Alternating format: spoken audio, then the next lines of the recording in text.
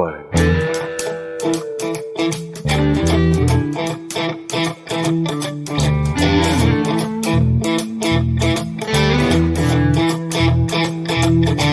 Get ready.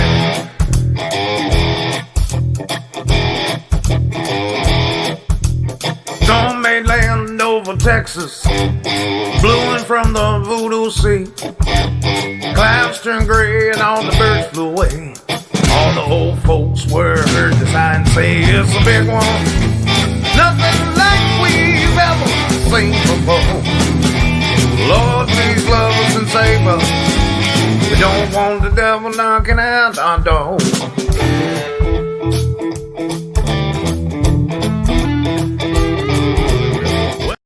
Hey, today's show is sponsored by Farmer Joe's Fresh Market, located in beautiful Cape Coral, Florida, at 1401 Southwest Pine Island Road. This Sunday, December 8th, the Coke Florida Caravan Tour is coming to Farmer Joe's from 11 a.m. to 1 p.m. Bring your family to enjoy the festive activities, holiday photos with Santa, everything you need more. Lee County's greatest grocery store, Farmer Joe's Fresh Market. International Marble, located in Southwest Florida, is ready to provide all your marble dreams, family owned and operated by patriots. Give them a call at 239-878-2200. That's 239-878-2200, and they habla español. Political analyst, attorney, businessman, author Ford O'Connell is with us, and you can find Ford at Ford O'Connell on X, FordO'Connell.com, and most reputable news sources. Political activist Denise Nystrom from Anita Springs, author of the Shining Light newsletter, is with us, and advocate Jacqueline Perez is supposed to join us from Island Park. Welcome to Crack Culture Podcast. I am Smokin Joe. First, I want to thank our great friend Wes Herman for allowing us to use his new release, Southern Storm. It's available on Spotify. Do yourself a favor and give it a listen. That's Wes Herndon Official, and his new song is Southern Storm. Ford, after repeatedly stating that he would not pardon his son, however, Joe Biden, true to form, has done the exact opposite of what he says. By giving his son a pass on any illegal activities he may have done over the past 10 years. Ford, what do you think about Joe Biden? And I've said this, and I've heard you say it before. I originally said he just didn't just pardon Hunter. He pardoned himself. But you made it's a lot bigger than just pardoning Hunter, isn't it? That's exactly right. And look, when it came to this pardon, even Stevie Wonder could see that he was going to wind up pardoning his son. But the fact that he pardoned his son, as much as that's the news angle, is not really the legal angle that's going on here. Essentially, what he did was he gave his son 11 years of blanket immunity from basically, I want to say, January 1st, 2014 to December 1st, 2024. And in doing so, this was not so much a pardon of his son as it was a pardon of Joe Biden and Biden Inc., where they were influence peddling, selling access to Joe Biden when he was the vice president of the United States, particularly with the country of Ukraine. So essentially, this is a situation where Joe Biden is making sure, in true Richard Nixon Watergate format, pardoning himself through his son. And the media doesn't really want to talk about how expansive this pardon is. To put this in perspective, Joe, the Watergate pardon of Richard Nixon, handed down by Gerald Ford, was only 5 years of blanket immunity. This is 11 years of blanket immunity. And I do think that going forward, you're going to see some more pardons of Biden family members who were involved in the influence peddling operation that basically helped them rake in tens of millions of dollars for their own, coffers. And essentially, it's tantamount to public corruption. Well, Ford, let me ask you, and you made that comment about Biden Inc. Essentially, by pardoning Hunter, it alleviates the problems with Joe, but doesn't it also alleviate the rest of the family's issues? Isn't Hunter the focal point of all the problems? Well, Hunter's just the bag man. The brains of the operation is a man named Jim Biden, which is Joe Biden's brother. He's the one who really quarterbacked the entire scheme. And obviously, Joe Biden was just there to collect the money and shake hands. So when you understand how this scheme worked, I do think that Jim Biden's probably going to get a pardon, because if you can shut up those two, then guess what? Nothing's going to ever happen to Joe Biden. And that's the whole problem. That's the whole problem with the Democrats. They say they weren't doing it. We were called conspiracy theorists. And lo and behold, you've learned two things. You have that pardon, but you also recognize that the second impeachment of Donald Trump over Ukraine was a complete and utter hoax as big as the Russia hoax. Well, I want to move on down. We're going to talk about what's going on with the Secretary of Defense. I'm going to play a little clip and then we'll get into it, Ford. Will you be dropping out? No. No? Does Trump still have confidence in you? Yes. Have you talked to him recently? Yes. Former Fox News host Pete Hegseth says President-elect Donald Trump remains confident about him, but sources close to the transition team tell the Associated Press that backup plans are in the works. As the Wall Street Journal first reported, Mr. Trump is considering Governor Ron DeSantis as a second choice. Putting Governor DeSantis in the cabinet would have widespread implications for the state of Florida, according to political science professor Michael Bender, who says Lieutenant Governor Jeanette Nunes would become the governor. And depending upon the timing, because Rubio is still a senator as we speak, he hasn't, been appointed to Secretary of State just yet. But once he is, that Senate seat's going to be open. And assuming that DeSantis is not the governor at the time, that's something that Nunes is going to have to deal with. Bender says Nunes would also have to pick a new lieutenant governor and have the task of picking a new chief financial officer because CFO Jimmy Patronis is resigning to run for Matt Gaetz' congressional seat. The decision's giving her the opportunity to shape Florida politics at the executive level for the next 2 years. Governor DeSantis has yet to publicly speak about his potential new job, which could point to a reconciliation of his sometimes tumultuous relationship with Trump. The then President Trump's endorsement was credited with catapulting DeSantis into the governorship in 2018, but the two sides then had a falling out, later facing each other in the presidential primary. DeSantis eventually dropped out and endorsed Trump. Bender says DeSantis' military background as a JAG officer, while not traditional, could translate well to managing the Defense Department, saying if DeSantis were to take the role, it could benefit Florida's military bases and economy. If the Secretary of Defense is your former governor, there's a lot of decisions that get made about what carrier groups or what subgroups or, what bases get closed or what bases get extra stuff.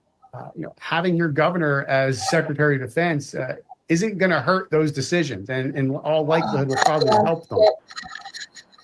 Bender also suggests that the potential role for DeSantis at the Pentagon could enhance his national exposure and resume if he were to run for president in 2028. Well, Ford, help us understand what this guy just said. I don't think it's a good choice for us to have Ron over the Secretary of Defense, but what are we really looking at, Ford? You know more than the rest of us. Well, there's a lot to unpack here. First of all, when it comes to Pete Hegseth, I do think he's great for the job, and I think that Senate Republicans need to grow a pair because essentially they can confirm him if they want to. The man is being Kavanaugh'd every which way to Sunday, and essentially Republicans in the United States Senate don't seem to understand that, okay, President Trump takes Pete Hegseth off the chessboard. Then they're just going to turn around and do the same thing, whether it's to RFK Jr., to Tulsi Gabbard, or possibly even Kash Patel, who's up to be the FBI director. So the Republicans need to understand the game that is being played here. Now, let's just say that DeSantis does replace Hegseth on the chessboard with our governor, Ron DeSantis. I'm going to tell you something. It's going to move tectonic plates because essentially you're going to have a lot of people in Florida vying for one of two things in 2026, governor or the United States Senate seat that is being vacated by Marco Rubio. I will say this, though. If Nunes does ascend to governor, do not expect DeSantis to leave before he actually winds up appointing that senator. Right. Well, and, we've talked about a lot of the appointments, but like with Patel, that's one of my favorite appointments I think that Trump has so far put out there. But there's a lot. The Tulsi Gabbard one, to me, that's like that's really a slap in the face to a lot of people, but I like Tulsi. I hear you, and trust me, you can tell with Tulsi how the military intelligence industrial complex is going crazy over her name. And the reason why Trump put her in there is because, like him, she's been accused of being a Russian agent. So she knows exactly what rot she wants to cut out of there. And frankly, as director of national intelligence, his former director of national intelligence is serving in a higher role, John Ratcliffe, and she can learn the ropes from him. She's smart. She's savvy. She's a great pick for that, even though I may not agree with a lot of her other views. I think she's going to be very, very good in that position. But I'm going to tell you, it's going to become her confirmation hearing is going to be appointment television because it's going to get rough in the United States Senate. Yeah, I can totally see that. Now, we got this in the past, Vivek has criticized Elon Musk, calling him a puppet for China, referring to Musk as a circus monkey. Now they are co-chairing the newly formed Department of Government Efficiency. I'm going to play a clip forward, and I want you to help us understand a little bit more about this.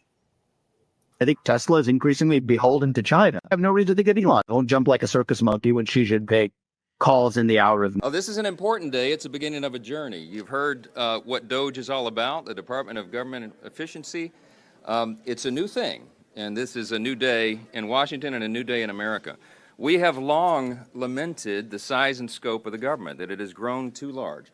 And let me be frank about this. Government is too big, it does too many things, and it does almost nothing well. And the taxpayers deserve better. They deserve a more responsive government, a more efficient government, one that is leaner and more focused on its primary objectives. And that's the opportunity that we have here now.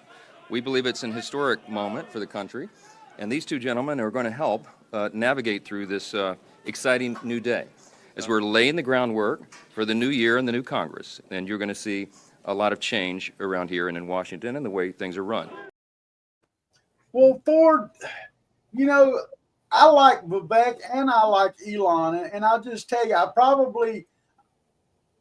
listened to Vivek a little bit more than I have Elon, and politically I do like Vivek.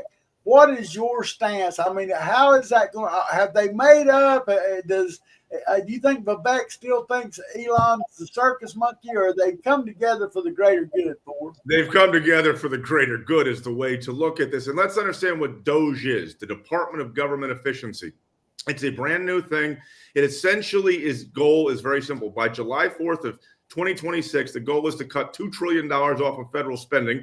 Let me put it this way for the audience. We spend about $6 trillion a year in the annual federal government budget. So if you cut off $2 trillion, I'm telling you something, eventually, if that continues over time, your money in your pocketbook is actually going to be worth more, because what's killing us right now, inflation-wise, is our national debt, which is $36 trillion. We're in the hole, and we're paying about $1 trillion a year in interest on that debt. So if you can cut $2 trillion off in spending, and you can do it by July 4th, 2026, I'm going to tell you something. Vivek and Elon should get the Presidential Medal of Freedom for actually doing the greater good for us, because essentially a lot of people don't talk about this anymore. It used to be talked about more during the 1980s and 1990s. One of our greatest national security threats is the fact that we're $36 trillion in debt, because that allows China to more easily manipulate us when it comes to buying our debt. Go ahead and talk about Tom Homan, and he's our future, basically our border czar, and he's not going to be bullied by the blue state governors or mayors. I got to take a little look at this right here. And here in the United States, Donald Trump's incoming border czar, Tom Homan, has threatened jail time for anyone who interferes with the president-elect's mass deportation plan. In a television interview, Homan said that he will put Denver's mayor, Mike Johnson, in prison. His threat was in response to Johnson's recent comments in which the Democratic mayor said that he was willing to risk incarceration to resist Donald Trump's deportation plan. Homan also emphasized the need to crack down on illegal immigration while addressing National Guardsmen in Texas. He was surveilling the U.S.-Mexico border as part of his forthcoming appointment. So at the heels of the biggest illegal immigration crisis we've ever seen in this nation, there has to be a massive deportation operation, because 9 out of 10 of these people, based on 10 years of data, well, they'll lose their case, get order removal. If we don't remove them, what the hell are we doing? The whole world's going to know. Enter the country illegally, what's the crime? Make a false claim to asylum, get order removed. Has also warned of ending federal funding to states that do not cooperate with Donald Trump's deportation plans. Across the country, several Democratic cities and states are pushing back on the president-elect's plan for undocumented migrants. In fact, last week, Los Angeles declared itself a sanctuary city, which includes the ban of local resources to help federal immigration authorities. And among the states whose governors have decided to resist the deportations are California, New Mexico, and Arizona, 3 of 4 states along the U.S.-Mexico border. However, the scenario is very different for Republican-run Texas, which has instead offered thousands of acres of land to Donald Trump and Tom Homan to process and detain illegal immigrants. He asked undocumented migrants to self-deport to avoid long-term legal implications. He says the deportees with children that are U.S. citizens can actually choose to leave their kids in America or take them back to their home country. Well, Ford, I'm telling you, Homan's the man. I'm sorry, Homan is the man. Well, I'm a little biased. I have a very good relationship with Tom Homan. I've known him for about a decade, and I will tell you he's the best person on the planet for this job. And what's so amazing here is, and I can't believe the anchor who just did the package before us, undocumented migrants. No, they're not undocumented. They didn't leave their papers in Bolivia. They didn't leave their papers in Lebanon. They're illegal. And you have to start saying illegal alien because that is the actual legal term here. And essentially, right now we have 1.4 million illegal aliens who've received their final deportation orders, and the Biden administration refuses to remove them. That means that there's no other avenue. It's not like the Ninth Circuit's going to save them or some liberal's going to save them. Now, when it comes to some of these blue state governors and mayors, Tom Homan's absolutely right. There's this thing called 8 U.S.C. 1324, where it's a felony to harbor an illegal migrant. So therefore, Tom Homan's absolutely right. If these governors and mayors don't want to play ball, then they can go to jail. And frankly, they should, because illegal immigration harms everybody. When we hear this term sanctuary city, what it means is, and people would be pissed off if the media was actually honest about this, sanctuary city policies means that you do not allow federal law enforcement into local jails to deport illegals that actually have criminal records. Now, isn't that the whole point? See, if you let them into the jails, then you don't have to worry about ICE out in the community disrupting whatever people think shouldn't be disrupted. And that's the whole point. And frankly, if Tom Homan's able to do this, God bless him, and chalk him up for the Presidential Medal of Freedom. And people forget, everyone on Capitol Hill is whining about how great Tom Homan is on the Democratic side, but people forget Barack Obama put him in charge of doing the exact same thing. And that was when Barack Obama deported the most people ever in U.S. history. You're 100% right. And I remember when the previous election, when Trump was running, I had a lot of Hispanic people I know. Yeah, Trump put kids in cages. Nobody realizes that was something that started with the Obama administration. You tell them that, they think you're crazy. But Obama was the one that built the cages. Well, he built the cages out of political expediency because in 2010 in the midterms, he said, oh, my God, if I don't start deporting people, I'm going to get crushed when I run for re-election, because it was a big issue back between 2010 and 2012 because people knew exactly what was going on. I think Homan deported more than 5 million people. And the best was forever they tried to, pit it, to your point, on Trump with cages. And Tom Homan was the guy who came up on TV and said, that's a lie because I built the cages for Barack Obama. And when he said that, it was like the mic drop moment. And I'll tell you something else he said, what I think is pretty savage, but it's pretty honest. You get all these news anchors. Oh, what about deporting kids? And Tom says, we can deport whole families. There's nothing against doing that either. And that's exactly the mindset you have to, because illegal immigration harms every single American, particularly the poorest among us. And what Tom's talking about doing is removing the 600,000 illegals that currently have criminal records in America and in some cases in their home country. They shouldn't be let in to begin with. And then you're talking about 1.4 million with final deportation orders. He can get that done in a year. And I'm going to tell you, you made a great stride towards it, because the whole point is to effectively manage a border. You don't need Congress to act. You need to do three things: deter illegals from coming here, detain them once they're here, and deport them in a timely manner. If you do that, then guess what? You're going to cut the illegal immigration population in half in terms of who's flowing here. Well, one thing that he said that people said, what about the people that have kids that were born over here? He said they can leave them here or take them with them. Either way, they got to go home. Well, that's exactly right, because what they're trying to do here is what they call chain migration, which is exactly why you come here illegally. Someone has a child, because, I still think the Supreme Court needs to figure out what birthright citizenship actually means. But irrespective of that, right now, somebody who's illegal comes here, has a kid, their kid gets U.S. citizenship automatically, no questions asked, even though their parents broke the law coming here. That doesn't make a lot of sense. And when you realize that we spend something like nearly $250 billion a year on illegal immigration, you want to cut off that $2 trillion real quick? I can tell you exactly how. And the answer is 2 words: Tom Homan. I agree. Tom Homan, you couldn't have been a better man for the job than Homan. Well, we're about to wrap up our national topics right now. About time for us to go to the man's trash. Okay, today on the man's trash, before we get started, we all want to give our condolences to the family of Fire Chief John McMahon Jr. It's a tragic loss for the community, and it'll be felt across all of our Southwest Florida and all the fire communities. And so rest in peace, John.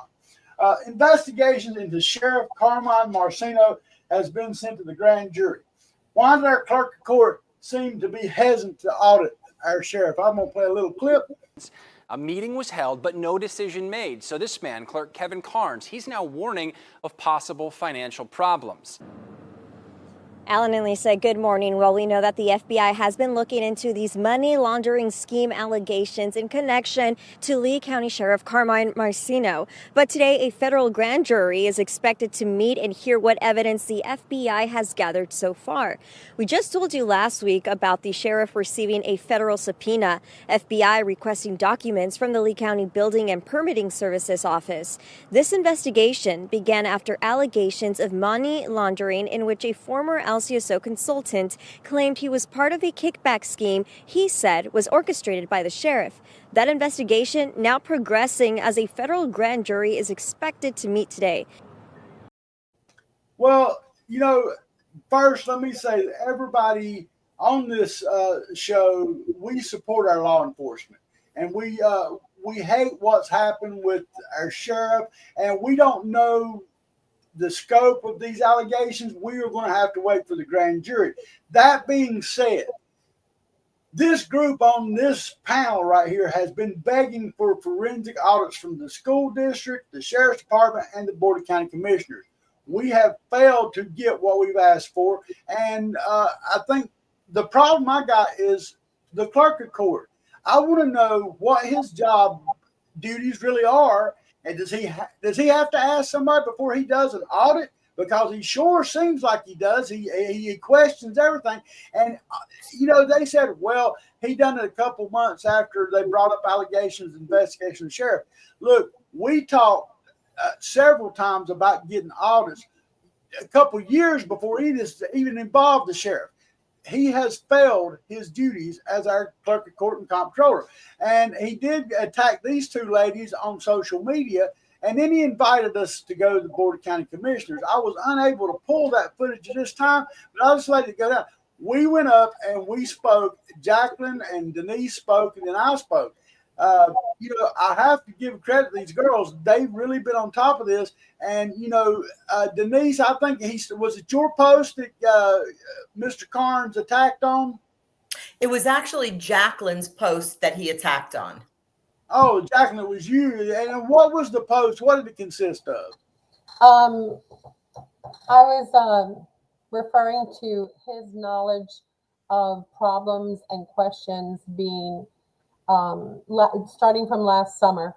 I believe it was August or July when the state reps wrote a letter to Kevin Karnes to do a special audit over the FEMA money and the misuse of funds, possible misuse of funds.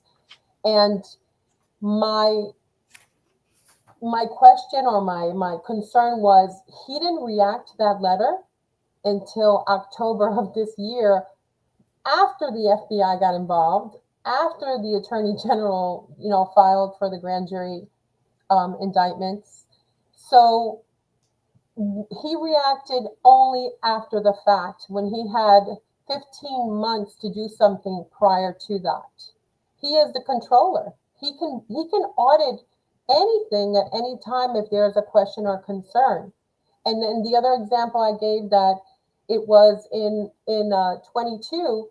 The school district, December of 22, sent him a letter directly and included the 20th Circuit Court and the Sheriff's Department that there was an investigation done, which we've discussed on this show, where the school district spent over $80,000, and the attorneys from Tampa made recommendations that law enforcement become involved and audits were recommended. And he passed the buck. He said he passed it over to the Sheriff's Department. Well, in the Sheriff's Department, one of the vendors is married to a high-level employee at the Sheriff's Department. So why would he hand it over to the Sheriff's Department? I didn't understand that, and he never responded to me appropriately. But statutorily, the school district is the only public entity that the clerk of courts cannot audit. But if they give the invite, which they gave him, he could have opened the doors and done the forensic audit that we've been begging for years. I'm sorry, technically only us, we're the ones who have brought to light all the malfeasance, all the misappropriation of funds, millions of dollars that have been misappropriated for years, that have been stolen from children and employees. Not our elected officials, not our 20th Circuit Court, not Kevin Karnes. It's been us. That's who's been doing that fighting. Well, now, Denise, you brought up a lot of it, and when you brought up the fact that he didn't do nothing about Tommy Doyle. He didn't inquire until later. Go ahead and tell us what you come up with Kevin. Well, first of all, to answer your question that you asked earlier, yes, he is clearly the person as the comptroller and district clerk of courts that can order both audits and investigations, and that is his job responsibility. So yes, he can do them at any time. And one of the things that Jacqueline was referencing was the letter that we had 4 Tallahassee representatives send to Kevin Karnes, dated August 14th, 2023, when they were asking for a FEMA audit. And that was Tiffany Esposito, Mike Giambardo, Adam Botana, and Jonathan Martin. And 2 days later, what happens is there's a letter from then the chair of the Lee County legislative delegation that's made up of our senators and representatives, Jenna Persons at that time, who then basically sends a letter, if you will, paraphrasing, don't worry about it, we're all friends here. She shows up at the next BOCC meeting to kumbaya and further tell them how much she trusts them. And then what happens? Zero audit happens. That's what happens. Okay, so no accountability to the taxpayers whatsoever. Fast forward, we're going into the general election. Tommy Doyle, who is our current supervisor of elections, he was just reelected. We come to find out that he's had 2 years worth of a workplace affair where he's literally leaving the office. Could you imagine Ford leaving the office? And nobody caring that you just decided to take off. And for 2 years, this man is leaving his office so that he can have a sexual relationship. And then when the girl finally decides that she wants to break it off with him, she files an EEOC complaint against him. Well, that wasn't going to look too good. So she goes out on medical leave and he gives her months worth of severance pay. So once again, this is something that Kevin Karnes was aware of. This is absolutely what's the word I'm looking? Theft of service. Okay. I mean, truly, he should have been removed from that office, never mind running for office. So that's the second thing that we at least know that he ignored. And then moving into the latest thing that he ignored, this situation. And once again, and this is what I said at the BOCC meeting, the reason you conduct an investigation is not necessarily to find somebody guilty. The bottom line is that when you conduct an investigation, you can also find somebody innocent. So why should the sheriff's office have been investigated? To potentially even prove that some of that what was being said about the sheriff was in fact inaccurate. But the bottom line is that this information started to come to light, I would say, in July, but clearly by September, I think it was September 12th, articles were coming out about this. And it's not until the end of October that Kevin Karnes, I think finally deciding he had to CYA, decides that he's going to send a letter to the Board of County Commissioners telling them that he thinks that they should take a look at the financial records in the sheriff's office. You know what, Kevin? If you can't do the job, move aside and let somebody that really wants to do the job.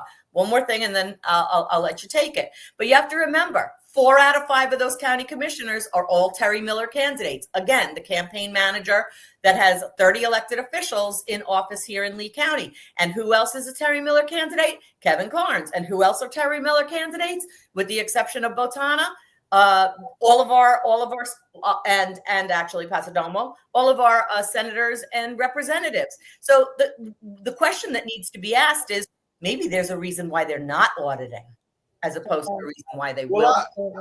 I agree. And I've talked with Ford, that initial letter, and we were talking about this way before the state reps ever penned that letter. But that letter was penned by a paper tiger state representative and Mike Giambardo. It was signed again by Tiffany Esposito, who has done nothing and was reelected and is going to do nothing until the next election. And then we got Adam Botana, who, y'all know how Adam's just not that smart enough to be in the position he's in. That's just a gift to him. And then, you got Treetop. That's the 4 that was on the letter, and none of them had the backbone to push it. That bothered me, and Kevin still never took it forward. What can you make of this? Are they just all that in bed together that they just... Yes, that's exactly the case. I told you that Lee County is becoming like Chicago in terms of public corruption with just an R next to it instead of a D.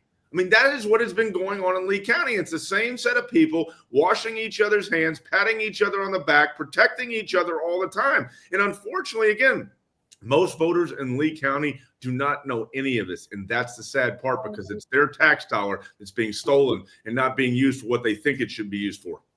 Well, I was talking to another elected official, and I won't mention which one or what office, but he referred to Kevin Karnes as the clerk that died Audits.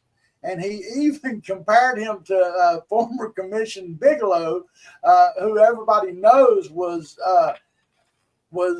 Caldwell's buddy, right hand, and which is pretty much what seems like Kevin Karnes is slipping into, is the buddied up with Caldwell. And so, you know, we all know what happened with Bigelow, and the people that don't were to look it up. I mean, that was a pretty damning situation. But I don't know where we go from here, but it seems like, and I've said all along, we're not going to get no help. We're going to get nothing accomplished in Lee County without an outside source. And that's what I think we've got with U.S. and I don't know.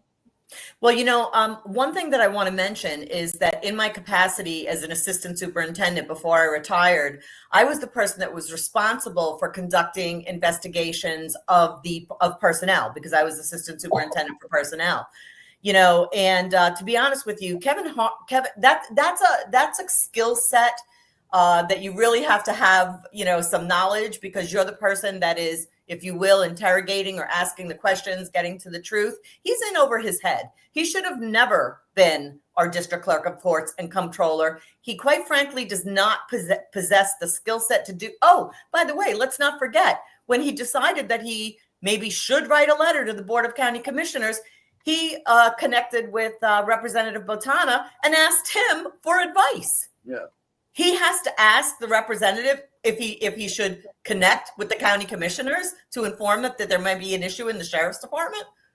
He doesn't even need to reach out to the commissioners. Florida Statutes Chapter 136 explains in detail what his responsibilities and duties are, and he has total authority to perform these audits without their permission. Well, it seems to me like he's scared of the job, Ford. I think that's exactly right. Look, he's got too much deferential power, and Kevin Karnes is going to basically protect anyone who's affiliated with Terry Miller, because Terry Miller essentially got him appointed through Ron DeSantis to that position to begin with. So that's the entire point. Now, if you want to take down Kevin Karnes, the way to do it is find 3 qualified people who are actually competent and run them all at once, because when Terry Miller has to go against more than 2 candidates, he doesn't know what to do. And that's how you could take out Kevin Karnes, because frankly, you should just be posting this from the here to the end of the world and say, you can vote for any one of us, just not Kevin Karnes. Well, let me tell you something else that Kevin Karnes is involved in, if you don't mind. So Kevin Karnes was also for, I'm trying to remember now if it was a year or 2 years, was the president of the Cape Coral Republican Club. And what they would do when people would come in is people would give them their membership dues. Well, Kevin Karnes is also part of the Conservative Leadership Caucus PAC, which is the PAC that got started when the old board of the lead GOP lost their seats and they all left the room, and they decided they would start this PAC. So what does Kevin Karnes do, unbeknownst to the people that have been giving him these membership dues? He gives these membership dues to the CLC PAC, and then the CLC PAC in turn gives them to Terry Miller candidates. Very specifically, there were like a list of at least 10 candidates that ended up getting money from that CLC PAC. So think about that. Kevin Karnes, who's supposed to be of the utmost integrity, is using, unbeknownst to club members, is using their money to put into office Terry Miller candidates through a PAC. I mean, based on what both of you have just said, I mean, the mob would be blushing right now. Exactly. How ridiculous this is. It is shameful. And, you know, I really do wish that somebody would look into Kevin Karnes and try to, again, so we need an outside source. And, you know, I don't know that and again, I said this at the board meeting. I said, either it's incompetence or fraud. It's one or the other. Because we've been plagued with this for over 13 decades. We elect bad officials, we hire bad employees, but we have no recourse to remedy it after it's happened. And then you got somebody like Terry Miller that just keeps funneling them in more lies and money to keep them relevant.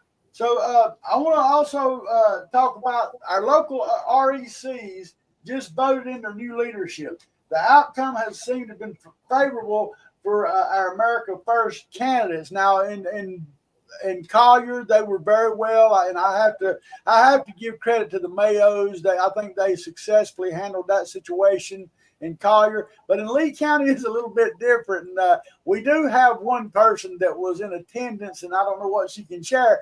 But I was concerned that we were seeing a false prophet, so to speak, running for the board, and that would have been Josh Melendez. But initially, Josh Melendez come to us, and we took him in, even endorsed him. I had to take my endorsement away after I found out that he had made a lot of things that just actually were flat out bullshit, just pardon my language, that he told us. And I just don't associate myself with people that can't tell the truth every other word. And Denise, you was there. What was the excitement? Was the retention in the room? How did it go? Well, first of all, it goes back to the 2022 election when a little bit prior to that, when the old board, who was comprised of the Terry Miller candidates, some of them now elected officials, when they were lying about me when I was running for my school board race, and they were lying to the membership. The only problem is that the membership knew me because I had been attending all of the school board meetings. So they actually, believe it or not, finally realized that these people were lying. Fast forward, I lost my election, but the board members lost their seats. And we got what I would refer to as an America First team in there, which I was really, really thrilled about. Okay. So now what do we have? We have most of the people that are part of the Terry Miller cabal get up and they leave and they don't return. A few of them, like about 20 of them or so, continued to return because they really wanted to thwart whatever it was that the new board was going to be doing. And then in addition, there's another group there. I mean, I'm just saying they weren't happy with the board, and they're busy rabble rousing. But so basically you have three factions that are in that room. You have the people that want to get to work, quite frankly, who what I would define as real America First people, because they just want to move Trump's agenda forward. And then you have, the Terry Miller cabal that's in there. And then you have this other group. Well, Josh Melendez, quite frankly, and I agree with you. I felt so duped by him, because this is an individual that I had at my house, that I cooked breakfast for, that I gave the lay of the land. He was going to be this grassroots candidate. And the next thing I find out, he's attending all of the conservative leadership caucus PAC meetings, and he's huddled up in corners with Andrew Sund and with school board member Armor Persons. And what they're really trying to do is figure out how to get the LCREC back. Remember, it's the only thing that the cabal lost. They still have control over the majority of the Republican clubs. They have control over the majority of the elected officials, but they don't have control over this group. And this group happens to be extremely important because our state committee man, state committee woman, and the board members all get to participate at the state level with the Republican Party of the state of Florida. And a few of those members have voting rights. Anyway, to make a long story short, Josh, kind of snowed one group, snowed another group. He didn't snow my group, I can tell you that right now. And decided to not only put his name in for chair, but also vice chair. And honestly, he only took, I think, somewhere around 35 votes. I mean, the real America First team that wants to hit the ground running, doesn't have ambitions toward upward mobility, wants to drive Trump's agenda forward. They creamed them because they won by 50% plus one, even when there were four people that were running against each other. So I'm happy about that. I'm happy to support the new board. Listen, I just want to get to work. We got to kibosh this cabal, keep people out of there who are disingenuous, and continue to, onward. Can you imagine Ford losing 3 elections in the same election cycle? That might be a new record. I think that's a sign. It is a sign, but I will tell you, I always bring this up when we talk about the REC, and that is the fact that it was Connie Mack who first saw this problem with the cabal. When he basically said, "No more Terry Miller, you can't be on the board and funding the darn candidates too," is a strategist. So good on Connie Mack. I just don't understand why we have to learn this lesson every 4 years. Point of information, that actually brings me point of information, please. But so here's something that you may or may not have known. But at one point, it was common knowledge that Matt Caldwell, our property appraiser and almost former state committee man, was working with Terry Miller as his partner. But then later, all of that became very, very quiet, and there was really no mention. He's not on any of the documents. Caldwell isn't. But you kind of suspect that maybe they're really still working together. Well, I don't know if it was a mistake or not, but just for his reelection campaign for property appraiser, and I have it in writing, he put out something and it actually said that he was currently partners with Terry Miller of TM Strategic. So now stop and think about that. That means that he's been deceptive, because while he was our property appraiser, while he was our state committee man, which means he sits on the board of the lead GOP, he's also really still partners with Terry Miller. Well, Terry Miller basically got kicked out of being the chair of the LCREC for exactly that thing. You cannot be a campaign manager and be on the board of the LCREC. Well, I'll tell you something. The reason we can't prove this is because we don't have access to the corporate tax returns of TM Strategic to see that he might be on the payroll, unless, of course, maybe he's getting paid in a different way. But he's the one that put it in writing, so I'm just the one that's mentioning it. Well, there's a lot of controversy, and I've said all along around the REC, and I'm not a member of the REC because I won't sign their damn loyalty oath. Because first off, when I see somebody like Matt Caldwell, Josh Melendez, armor person, some of them people that they should never open their mouth because their ignorance just spews out. I would not be able to control myself and not say something. So I can't sign that loyalty clause, so I'll never be a member. So. Well, I got accused by, again, school board member Armor Persons, who is the father of Representative Jenna Persons and the father-in-law of now Commissioner Dave Mullica, toxic dumper. I got accused of not being a good Republican because after the primary, when Mullica won, I basically told everybody to write Matt Thornton in for county commissioner, because in the end, they basically stole that election from a man that put $200,000 of his own money in by lying about him, saying that he was under investigation for voter fraud. And that was, again, the Miller PACs, but they know it.